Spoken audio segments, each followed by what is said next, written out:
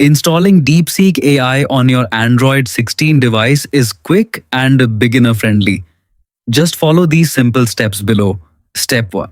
Unlock your Android 16 phone and launch the Google Play Store from your home screen or app drawer. Make sure you're connected to Wi-Fi or mobile data. Step 2. Tap the search bar at the top and type DeepSeek. Press the search button to view the available results.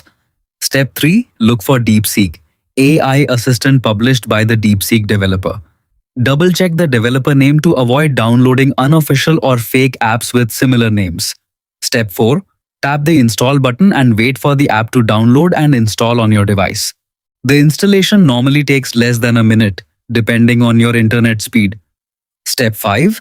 After installation is complete, tap Open. Sign in using your Google account or create a new account with your email address by following the on-screen instructions. That's it. DeepSeek AI is now ready on your Android 16 device. Enjoy smarter AI conversations, explore its features, and make your daily tasks easier.